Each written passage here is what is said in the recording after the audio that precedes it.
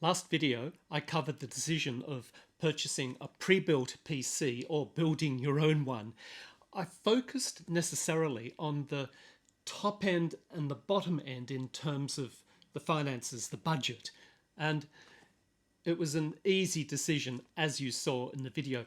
But this video, I now discuss that middle ground where most of us are. Our budget is certainly limited, but not overly so. But then we don't want to throw too much money at this project.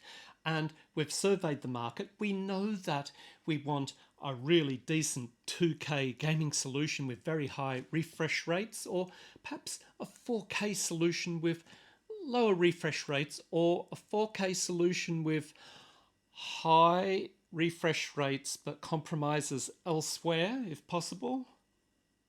So we need to do some more homework. We need to go back to that pre-built PC market and have a much closer look at what is available.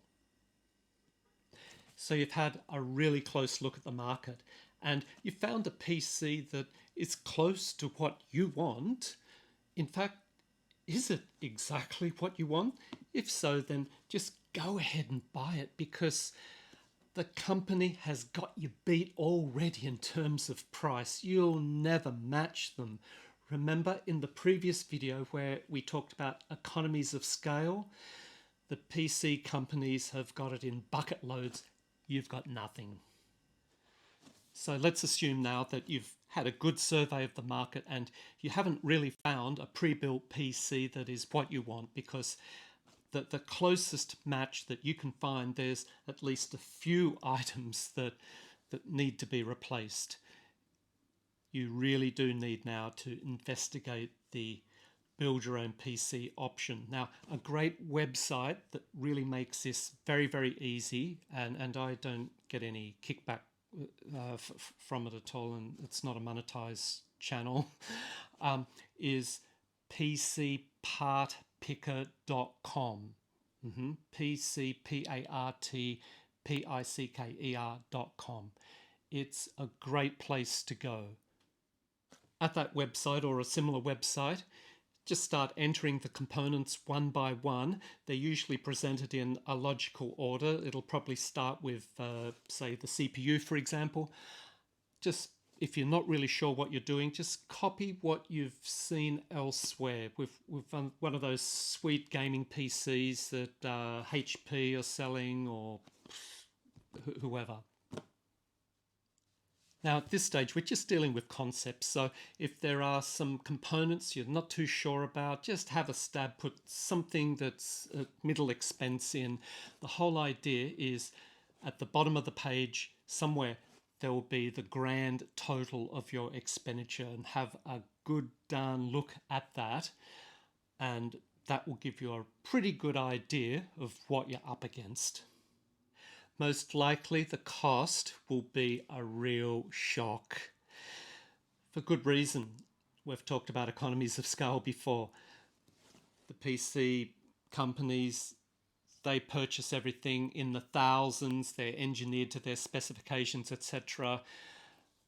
And they're still able to make a profit and undercut you, because you're purchasing individual parts from a retailer. And retailers are entitled to make a profit, aren't they? And as well, of course, there's the delivery costs as well you may need to factor in. But yeah, that cost is a doozy. It is really very sobering. Now, if you're continuing on with this video, that means you've decided that you can stump up those dollars. It's probably a few more than what you originally thought you'd be spending. And now we have to look at the non-financial decisions. Yep, this is some rabbit hole that we're in. A pre-built PC has some major advantages, and one of them is it will have an overall warranty for just complete failure. It just stops working one day, a few months after you purchased it. Whereas with your custom built PC, well, this component has certain terms and conditions, that component has other terms and conditions. This one you're not really sure. This one that you imported from some country and you're not too sure what it all says. The language is not right. I know failure, just random failure, is not likely to occur, but it does happen from time to time. So I'm just putting that out there. Another thing to consider is that those websites which try to help you obtain your individual components and match them together, they don't always get it right. Now, certainly the one I referred to before, it does a great job of ensuring that the CPU that you want will fit into the motherboard that you've selected, or that your motherboard will fit into the case that you've purchased, for example.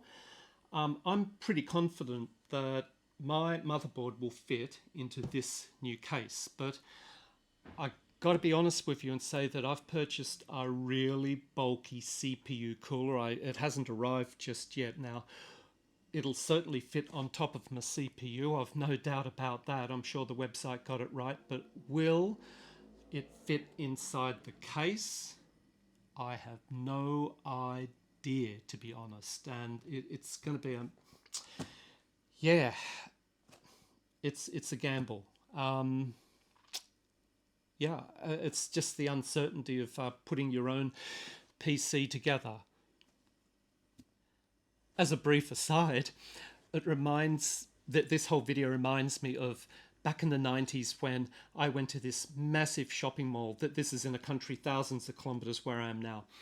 And they had hundreds of kiosks there, and each kiosk would sell maybe graphic cards or motherboards or memory, whatever. And of course I purchased my components. Then they had another set of kiosks as well where the service that was available there was to construct your PC for you. And the gentleman did a great job. And I'd love to make a video about that shopping mall one day. If I get back to that country, which I intend to maybe this year, I'll definitely be making a video of the mall. As we stumble about this build your own PC rabbit hole, this collection of boxes here, am I 100% sure that it's going to give me the 4K experience I want?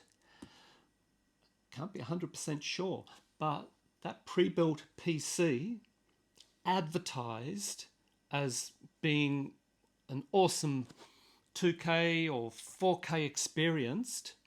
It's guaranteed to work, literally, or your money back. Just beware though, there is a lot of sleight of hand here. With those pre-built PCs, especially the ones claiming to be an awesome 4K experience, have a close look at those technical specifications, because sure, it'll advertise massive frame rates on this part of the web page, then on a separate web page it'll boast about the 4K experience. However, sure, you'll have well over 200 frame rate if you run a 2K or 1080p. Once you get to 4K, it might drop down to only 30 frames per second or 60. Not so good, bit disappointing.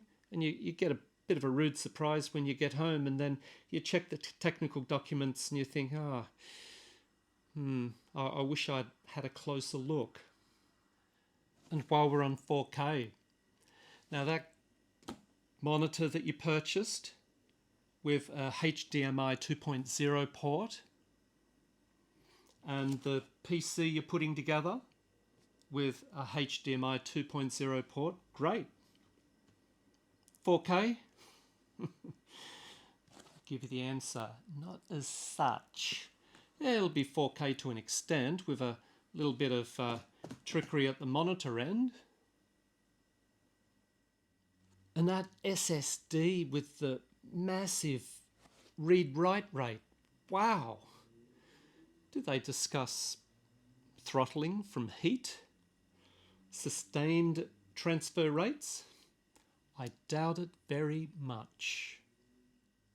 I'm sorry to say, but once you delve below the marketing hype of your pre-built PC, it's likely that there'll be some gotchas there. It's just the way things are, I'm sorry to say. Oh, yeah. Can't find the technical specifications online anywhere on the website of the manufacturer of the gaming PC? Just close the web page and go somewhere else. You don't want that PC. Another consideration is time. It does take time to put together a PC because those websites like Linus Tech Tips, etc., they make it look really quick and easy. And it certainly is for them, for the whole staff there who are regularly constructing PCs over and over and over again. Mugs like you and I, we construct a PC once every few years at best.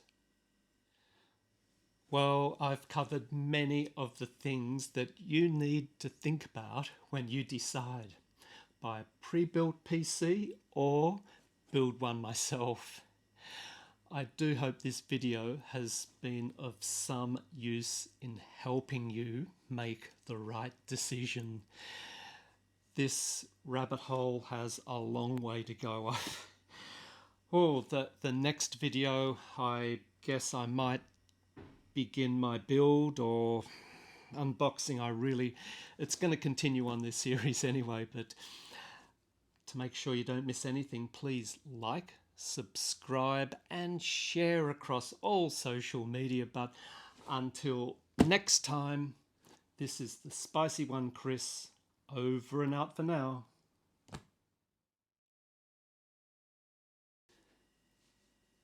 Okay, if you're still with me, that means you didn't find the perfect PC when you had a really close look at the market. So you found one that's probably close to what you want.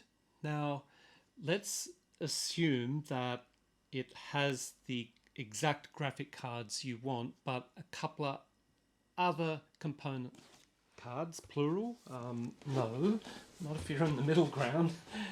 Crikey. 23080s, yes please.